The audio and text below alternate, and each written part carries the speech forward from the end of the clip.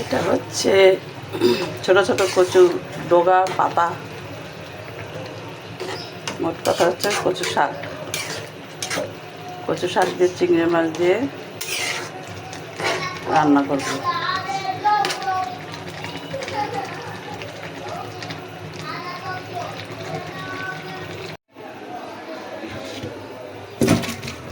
সিদ্ধ হয়ে গেছে, ছাকতে দিয়ে দিলাম।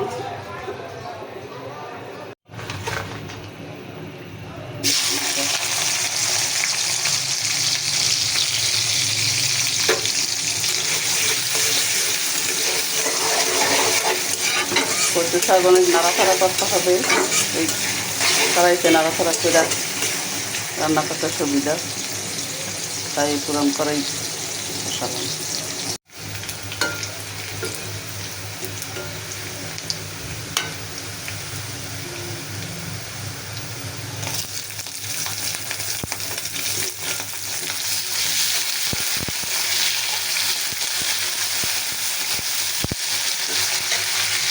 দিয়ে দিলাম মরিচ, লবণ দিয়ে নাড়াচাড়া করে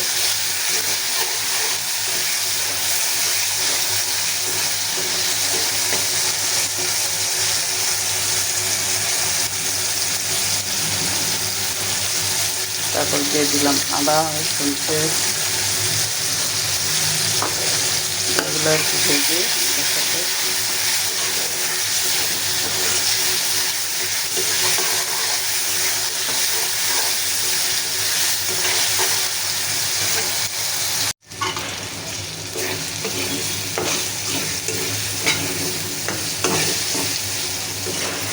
আদা রসুন ভাজা হয়ে গেছে। এখন একটু হলুদ,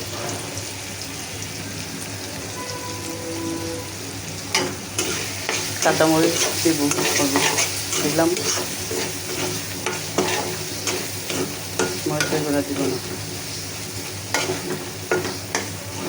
কাঁচামরিচ দিয়ে রান্না করলে কালারটা সুন্দর লাগবে।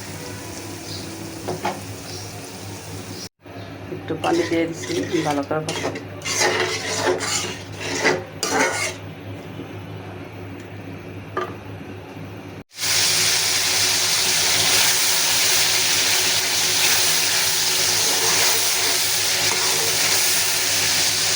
মশলা কষানো হয়ে গেছে, এখন দিয়ে দেবো কচু শাক।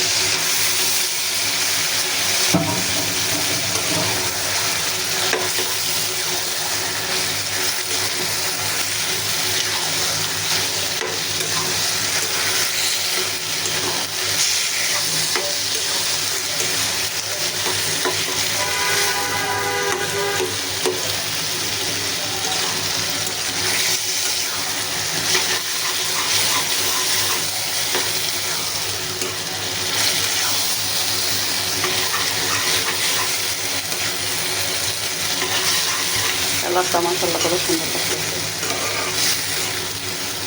ভাইয়া তরকারি কালারটা সুন্দর লাগতেছে না? আমার ডালিম গাছটা অনেক দিন যাবৎ শুধু ফুল করে আর পড়ে যায়, ডালিম হচ্ছে না, থাকছে না ফুল, কারণটা কি? আপনাদের কারো জানা থাকলে আমাকে কমেন্ট করে জানাতে পারেন। শুধু ফুল করে আর ঝরে, ডালিম আর থাকে না। ওই যে ভিতরে সবসময় ফুল করতে থাকে, কিন্তু থাকে না, পড়ে যায়।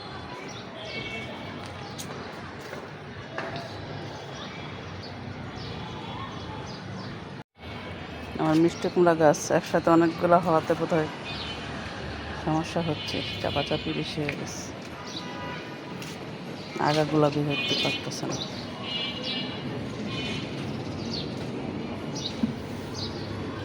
এই পেঁপে গাছটা বেটা পেঁপে গাছ, ফুল হয় আর পরে, সেজন্য নিজে নাকি ফাইরা দিলে পেঁপে ধরে, সেজন্য নিজে ফাইরা দিছে কাচি দিয়া। এখন কি হয় দেখি। মরিচ গাছটা নতুন কয়েকটা মরিচের ছোট ছোট ইয়ে দেখা যাচ্ছে, মরিচ দেখা যাচ্ছে।